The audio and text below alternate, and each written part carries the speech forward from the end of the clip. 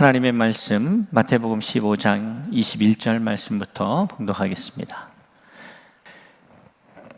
예수께서 거기서 나가사 두로와 시돈 지방으로 들어가시니 가나안 여자 하나가 그 지경에서 나와서 소리질러 이르되 주 다윗의 자손이여 나를 불쌍히 여기소서. 내 딸이 흉악하게 귀신 들렸나이다 하되 예수는 한 말씀도 대답하지 아니하시니 제자들이 와서 청하여 말하되 그 여자가 우리 뒤에서 소리를 지르오니 그를 보내소서. 예수께서 대답하여 이르시되 나는 이스라엘 집에 잃어버린 양 외에는 다른 데로 보내심을 받지 아니하였노라 하시니 여자가 와서 예수께 절하며 이르되 주여 저를 도우소서. 대답하여 이르시되 자녀의 떡을 취하여 개들에게 던짐이 마땅하지 아니하니라. 여자가 이르되 주여 올소이다. 마는 개들도 제 주인의 상에서 떨어지는 부스러기를 먹나이다 하니 이에 예수께서 대답하여 이르시되 여자여 내 마음이 크도다. 내 소원대로 되리라 하시니 그때로부터 그의 딸이 나으니라. 아멘.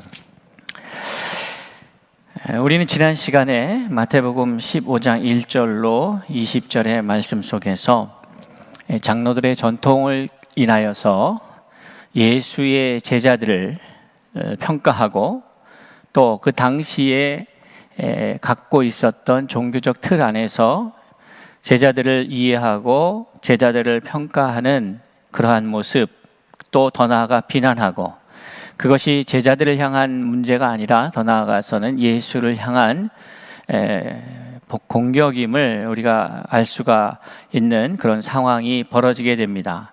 그때 예수님께서는 그것에 대한 답변 형식을 빌어서 우리에게 들려주시는 말씀이 종합해 보면 사람이 먹는 것, 사람에게 들어가는 것이 사람을 더럽게 하는 것이 아니고 사람 안에 있는 것이 사람을 더럽게 한다라고 하는 말씀을 주십니다. 그러면서 이제 이 이야기가 마무리되고 그 다음에 나오는 것이 이제 가나안 여자의 믿음에 관한 이야기가 등장을 하는 것이죠. 오늘 이 말씀은 마가복음 7장에도 동일하게 기록되어 있는 말씀입니다. 그리고 그 마가복음 7장에는 이 여인의 신분에 대해서 좀 더 정확하게 표현하고 있는데 마태가 가나안 여인, 가나안 여자라고 소개한 그 사람에 대해서 마가는 헬라인이고 스로보니게 여인이다, 이렇게 스로보니게 족속이다 이렇게 표현하고 있습니다. 물론 이 헬라인이라고 하는 표현이 그 사람이 혈통적으로 헬라 사람이다라고 하는 의미가 아니고 헬라어를 사용할 줄 아는 사람, 이렇게 표현하는 것입니다. 어쨌든 이러한 여인, 그리고 전승에 의하면 이 여인의 이름은 유스타라고 얘기하고 있고 그 딸을 이제 등장하고 있는 딸은, 병든 딸은 베레니케라고 하는 사람으로 알려져 있습니다.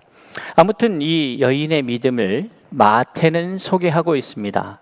그런데 이제 이 본문의 말씀을 이렇게 보다 보면 22절에 원문에서는 삭제되어 있는 부분이 본문에는 삭제되어 있는 부분이 원문에 나타나는 부분이 있습니다. 그것은 22절이 가나안 여자 하나가 이렇게 시작되는데 어떤 원어상으로 보면은 문제가 어떤 부분이 삭제가 됐는가 보니까 원래의 이 원문을 그냥 직역을 하면 그런데 보라 한 가나안 여자가 이런 의미로 쓰여 있는 것이죠.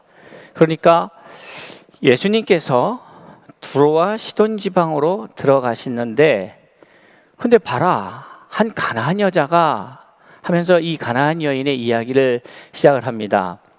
그러니까 이 문장의 흐름상, 느낌상 이 마태는 이 표현을 하면서 대단히 놀랍다라고 하는 반응을 보이는 것이죠. 그 앞에서 장로들의 전통 안에 갇혀 있고 그러므로 인하여서 그 전통 안에서 예수를 평가하고 예수의 제자를 평가하고 이러한 일반적인 어떻게 보면은 소위 자신들이 말하는 선민, 택함 받은 백성이라고 하는 사람들의 의식세계 그것을 갖다가 책망하시면서 너희들이 무엇을 먹느냐, 손을 씻고 먹느냐 아니냐의 문제가 아니고 너희들을 더럽게 하는 것은 너희의 마음에 있는 것들이다 라고 하는 말씀을 주시죠.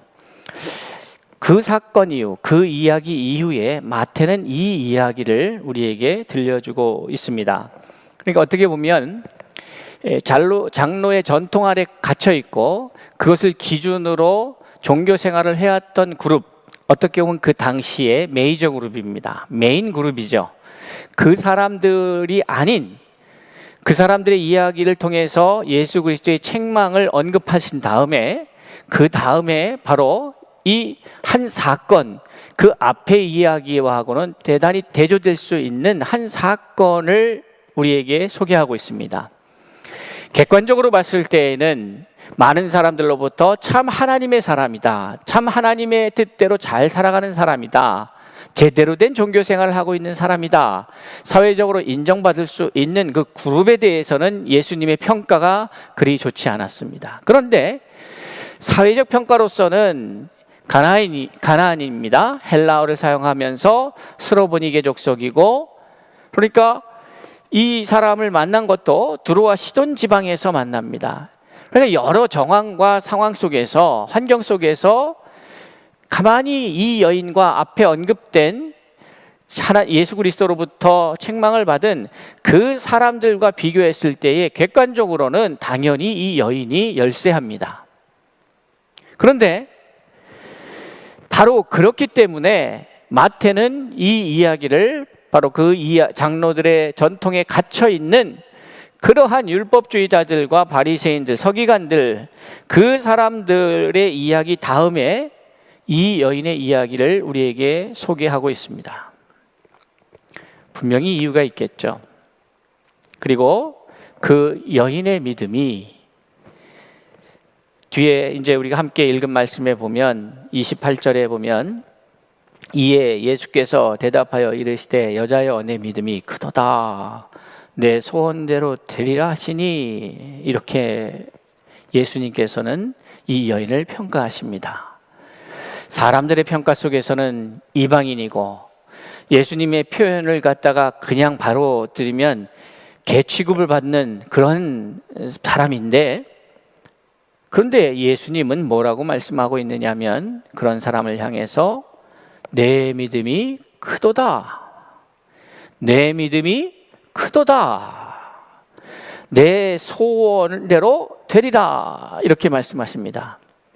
그러니까 오늘 말씀의 제목을 제가 소원을 이룬 믿음이다 라고 표현을 했는데, 여러분, 소원을 이루는 믿음이 있고 하나님 예수 그리스도 앞에 큰 믿음이구나 라고 칭찬받는 믿음이 있고, 그저 그냥 종교 생활에 갇혀서 의례적인 종교 활동을 하고 입으로는 주여 주여 하고 하나님을 믿는다 하고 등등의 여러 겉으로 볼 때는 그럴싸한 종교인이지만 하나님의 나라는 말에 있지 않고 능력이 있다 하셨는데, 말이 번지르하지 그 안에 능력이 없는 수많은 사람들과는 달리 믿음이 크도다 인정받으며 소원을 이루는 이 여인의 사건이 오늘 저와 여러분에게는 어떠한 의미가 있을까?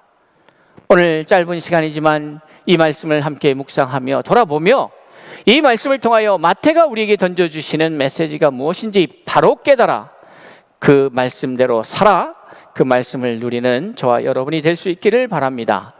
하나님께서 우리에게 말씀을 주신 이유는 교육하고 때로는 책망이 있습니다. 때로는 잘못된 것을 바르게 하십니다. 하나님의 말씀으로 의로 교육하기에 유익하니 이는 하나님의 사람으로 온전케 하려고, 이 말씀을 우리에게 주신 것은 이 여인의 믿음이 얼마나 위대한지를 우리에게 보여주려고 하는 것이 목적이 아닙니다. 이 여인의 말씀을 기록한 것은 이 말씀을 통해서 예수가 얼마나 너그러운 분인지를 보여주시고자 하는 것도 아닙니다. 이 말씀을 주시는 것은 사람들의 생각 속에, 당시의 사회의 인식 속에 믿음 없는 사람으로 취급받고 하나님으로부터 사랑받지 못하는 자로 취급받는 그 여인이 예수 그리스도 앞에 자기의 믿음을 가지고 나와서 자기의 소원을 이루어가는 이 과정 속에서 하나님의 역사를 우리에게 소개하며 이것을 통해서 우리가 어떻게 훈련되어져야 하는지 우리에게 말씀하고 있다는 사실을 우리는 유념해야 합니다. 오늘 본문의 말씀의 이야기가 앞에 15장 1절 이하에 언급된 그러한 서기관들과 바리새인들과의 예수님과의 대화 속에 나타난 그 부분과 연결되어져서 이해되어야 합니다. 다시 말해서 너희의 속이 어떠한지가 중요하지, 너희가 겉으로 제정한 어떤 규칙이라든지 어떤 예식이라든지 장로의 관습지라든지 전통이라든지 이런 것을 지키는 것이 중요한 것이 아니다. 다시 말해서 너희를 더럽게 하는 것은 너희 안에서 나오는 것이다. 그럼 이 말을 다시 뒤집으면 너희를 깨끗하게 하는 것도 너희가 어떤 규칙을 정하고 주일을 성수하고 10의 1조를 하고 뭐 어떤 교사를 하고 무엇을 하고 이것이 아니고, 너희를 깨끗하게 하는 것이 무엇을 먹어서도 무엇을 행해서도 아니고, 너희를 깨끗하게 하는 것은 너희의 마음이 깨끗해져야 된다는 것이죠. 그러니까 이 사실을 우리가 이해해야 합니다. 누가복음에서 오늘 우리가 함께 나누었던, 새벽에 나누었던 말씀에서도 11장에서도 보면 예수님께서 우리에게 참으로 의미심장한 말씀을 우리에게 주시죠. 누가복음 11장을 보면 이 마태복음에 나온 이야기하고는 좀 다르게 주님 가르쳐 주신 기도도 나오고, 그런데 그것이 내용이 좀 짧습니다. 그리고 그 뒤에는 구해라 말이에요. 찾으라, 두드리라, 우리가 잘 아는 말씀입니다. 그리고 무엇인가 하나님 앞에 간청해야 하면 그 하나님이 안 들어주시겠느냐의 비유의 말씀을 들으시면서 우리에게 표현하고 있는 그 비유의 말씀이 있습니다. 알려주시는, 벗이 여행 중에 늦은 시간에 찾아온 것이죠. 그 먹을 것이 없어갖고 찾아와서 문을 두드립니다. 그런데 내가 그 누가복음 11장 7절에 보면 그가 안에서 대답하여 이르되 나를 괴롭게 하지 말라. 문이 이미 닫혔고 아이들이 나와 함께 침실에 누웠으니 일어나 내게 줄 수가 없노라. 내가 너희에게 말하노니 비록 벗됨으로 인하여서는 일어나서 주지 아니할지라. 그러니까 친구 사이라고 해서 그 친구 사이로만 따지면 내가 별로 주고 싶지 않다. 아무리 친구라도 이 늦은 시간에 왔으니까 돌아가라고 할 거라는 거죠. 그런데 그 간청함을 인하여 일어나 그 요구대로 주리라, 이렇게 말씀합니다. 그러면서 하물며 어떠한 너희 중에 아버지 된 자로서 누가 아들이 생선을 달라 하는데 생선 대신에 뱀을 주고 알을 달라 하는데 전갈을 주겠느냐? 너희가 악할지라도 좋은 것을 자식에게 줄 줄 알거든 하물며 너희 하늘 아버지께서 구하는 자에게 성령을 주시지 않겠느냐라고 말씀하시면서 이 누가복음 11장의 말씀이 결국에는 성령을 구해야 된다. 구하되 간청하라. 그러면 반드시 주신다라고 하는 취지의 말씀을 들려주십니다. 제가 이 말씀을 드리냐면 바로 우리의 마음을 깨끗해 할 것이 무엇일까? 우리의 마음을 어떻게 깨끗하게 합니까? 우리가 돌을 닦고 열심히 노력하고 뭐 행위를 갖다가 깨끗이 하면은 우리가 우리의 마음을 깨끗하게 할 수 있을까요? 그렇지 않습니다. 예수님께서는 이 부분의 답을 우리에게 요한복음 17장 17절에서 주시고 계십니다. 그들을 진리로 거룩하게 하옵소서라고 말하고 있습니다. 그러니까 우리를 거룩하게 하는 것은 다른 것이 아닙니다. 힘으로도 되지 아니하고 능으로도 되지 아니하고 오직 여호와의 신으로 된다라고 하는 구약의 말씀을 우리가 기억한다면, 우리를 거룩하게 할 수 있는 것은 진리가 우리를 거룩하게 하는데, 이 진리가 뭐냐? 아버지의 말씀은 진리니이다. 그러니까 우리를 거룩하게 하시는 것은 진리고 이 진리는 말씀인데 이 말씀이 곧 뭐예요? 내가 너희에게 이른 내 말이 곧 영이요 생명이라. 살리는 생명의 영이 뭐냐? 말씀이에요. 성령이에요. 그러니 우리의 마음을 깨끗하게 하는 것은 성령이 깨끗하게 하는 거고 말씀이 깨끗하게 하는 거예요. 말씀이 우리 안에 채워져야만 우리가 성결케 되고 깨끗하게 되는 것이죠. 그래야만 그러한 사람이 하는 모든 것들, 그러니까 사람을 정결케 하고 깨끗하게 하는 것은 말씀이요 성령입니다. 말씀이 채워지고 성령이 충만해질 때에 그가 깨끗해지는 것이죠. 그러니까 우리를 더럽게 하는 것도 우리 마음이 더럽기 때문이지 우리를 더럽게 하는 것이 다른 요인이 아니단 말이에요. 그러면 우리를 정결케 하는 것도 다른 요인에 있는 것이 아니라 바로 우리의 마음이 깨끗해져야 되는데 방법이 뭐냐? 로마서 12장 2절에서 바울은 오직 마음을 새롭게 하여 라고 말하고 있습니다. 그러니까 그 마음이 새로워져야 되는데 어떤 마음이냐? 내 소견대로, 내 뜻대로, 내 의지대로, 내 생각대로, 내 하고 싶은 대로, 내 욕정대로 살아가던 사람이 이제 하나님의 선하시고 기뻐하시고 온전한 뜻이 무엇인지 분별하는 자로 마음이 새로워져야 되는 것이에요. 그렇게 바뀌면 우리가 깨끗해지는 거예요. 깨끗해지면 겉으로 보기에 어떠한지 상관없이 그 사람이 말씀 안에서 가득 채워지면 그가 믿음의 사람이 되는 거예요. 그러면 사람들의 평가는 다르지만 사람들은 잘못된 생각 속에서 그들의 평가 기준 속에서 저와 여러분을 바라보겠지만 하나님은 다른 것을 보시는 것이 아니라 믿음을 보시는데 이 믿음이 과연 뭐냐? 말씀이 내 안에 가득 채워져 있는가? 말씀과 내가 하나 되어 있는가의 문제인 것을 알아야 합니다. 오늘날의 문제는 성경을 몰라서의 문제가 아닙니다. 하나님을 몰라서가 아니고 종교를, 기독교라고 하는 종교를 알지 못해서 또 그것이 잘 들을 수 없어서 문제가 아닙니다.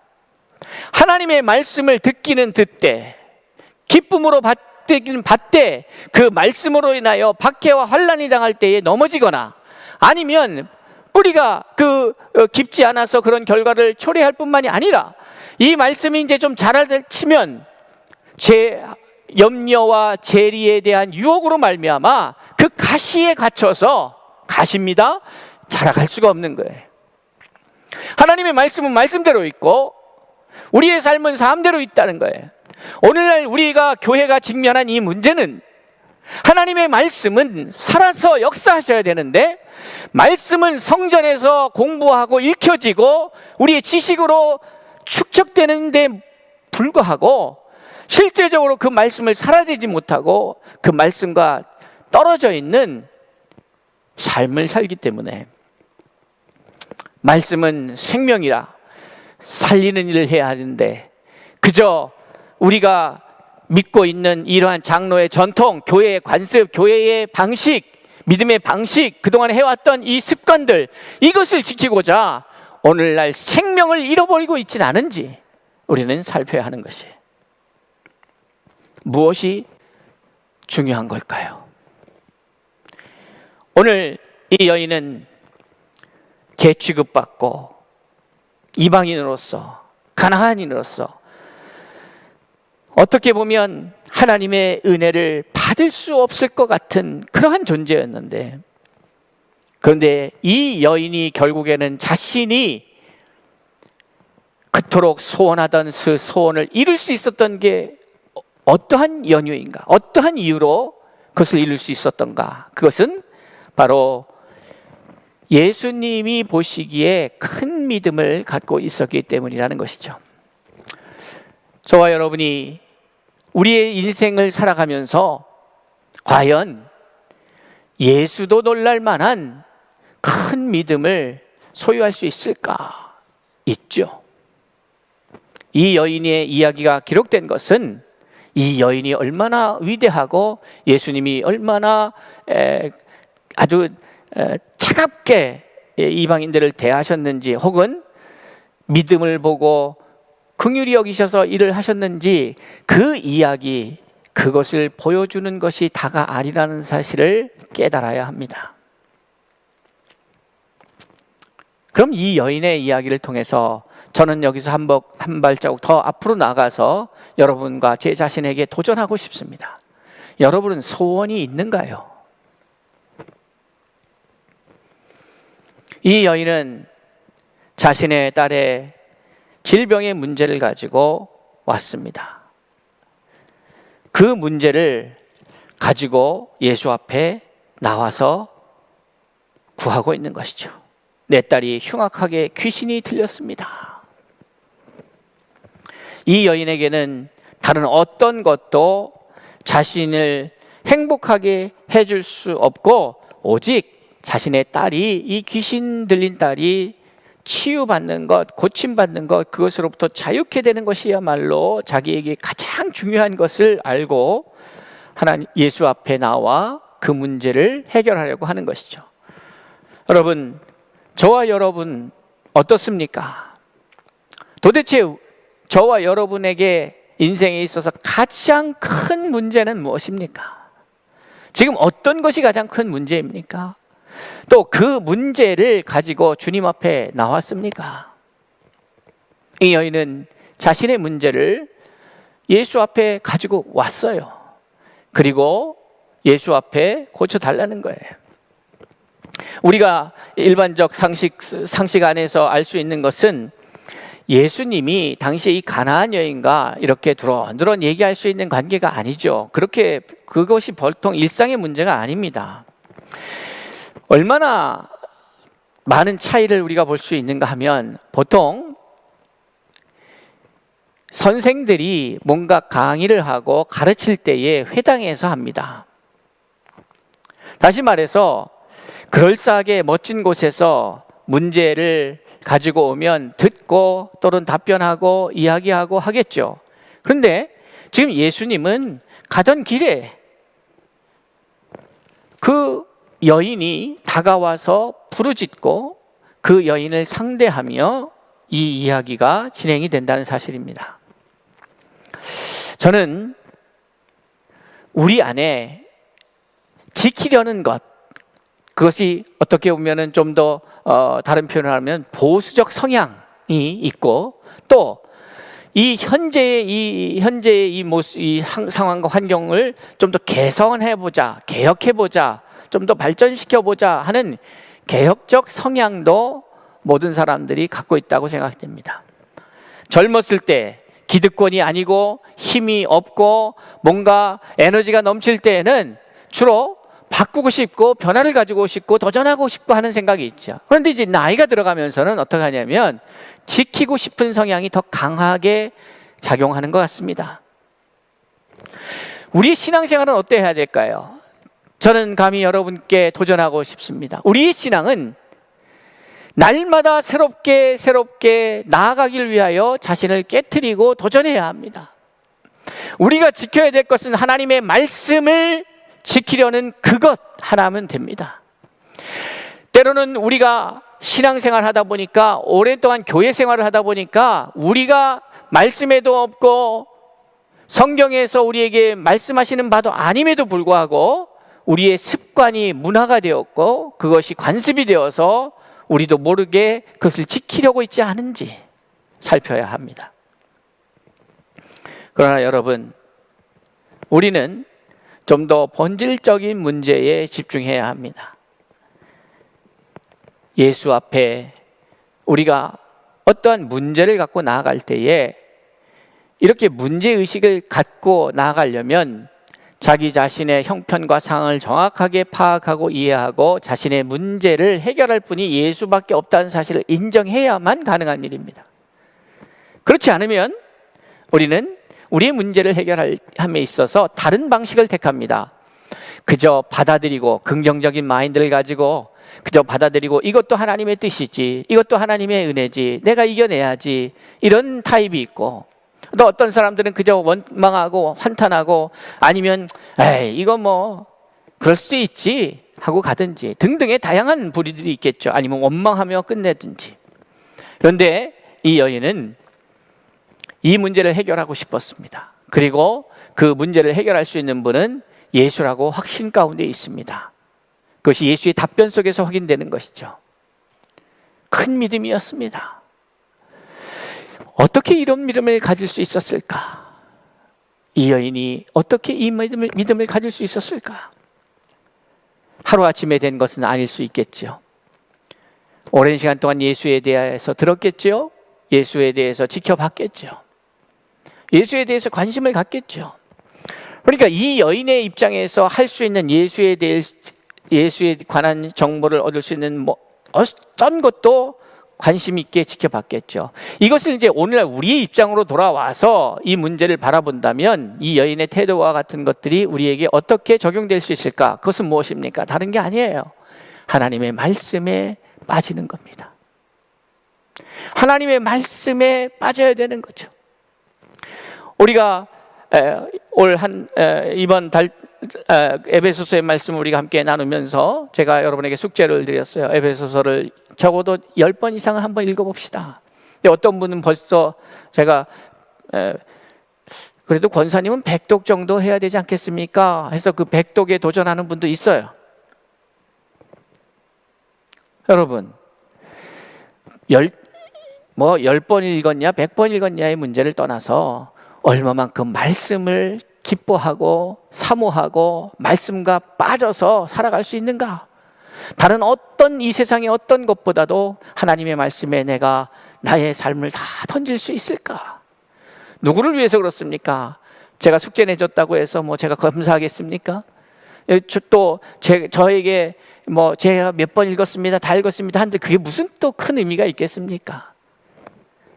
저는 그 과정을 통해서 에베소서를 통해서 우리에게 말씀하시는, 또 성경의 구절구절을 통해서 우리에게 던져주시는 그 말씀의 은혜를 여러분이 느꼈으면 좋겠다, 깨달아 알았으면 좋겠다 하는 것이죠.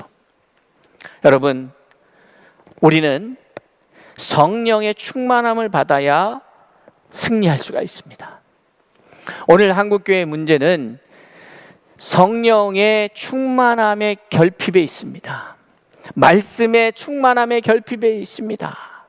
너무나도 많은 곳에서 많은 분량의 말씀이 우리에게 쏟아져 나오고 있어요. 유튜브 방송을 통하여서, 인터넷 다른 채널을 통해서, 또 기독교 방송국을 통해서, 라디오를 통해서, 많은 설교자들을 통해서 홍수와 같은 어마어마한 말씀이 쏟아져 나오고 있으나 문제는 말씀을 사모하는 심령이 내게 있는가예요. 말씀을 사모하는 심령이 내게 있는가? 그리고 그 말씀이 나를 새롭게 한다는 믿음이 있는가? 말씀이 나를 사로잡아서 하나님의 사람으로 세워주시고 나를 새롭게 하여서 전혀 다른 사람들의 평가는 어떨지 모르나 예수님의 평가는 믿음이 크도다, 이렇게 예수님으로부터 인정받는 말씀의 사람으로 우리가 서 있는가? 이 문제가 오늘날 결핍되어 있다, 이렇게 보여집니다. 다시 회복해야 합니다. 빌드업, 새로 우리가 세워가야 할 과제는 말씀의 사람, 기도의 사람이 되는 거예요.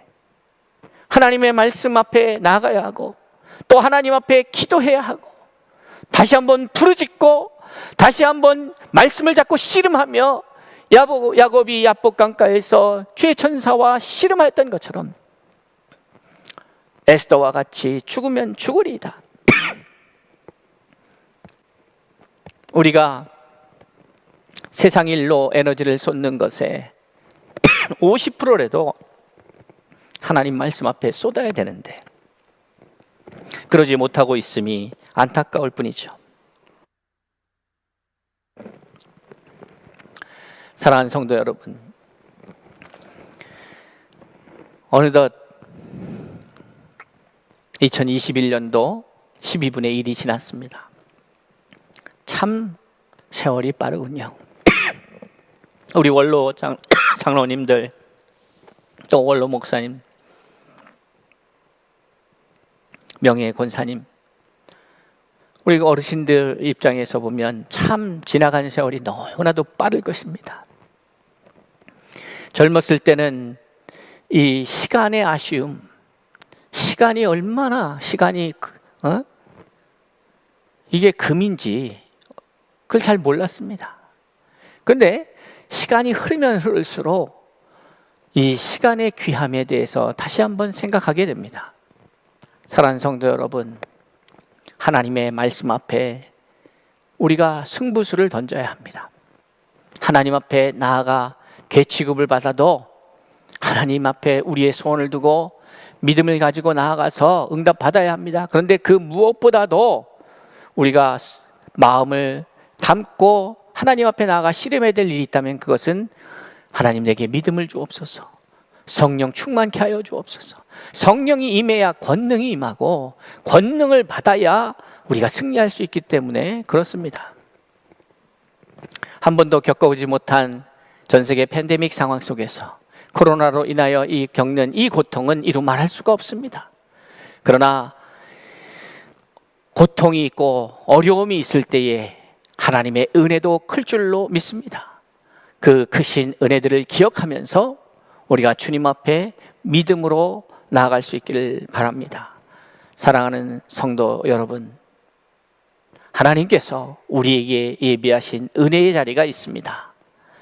오히려 힘들고 어려울 때에 또 여기서 구원하시는 하나님의 은혜를 경험하는 기회가 될 수 있기를 바라면서 다시 한번 우리 서울충신교회와 고재임교회 성도님들 성령의 충만함을 간구합시다.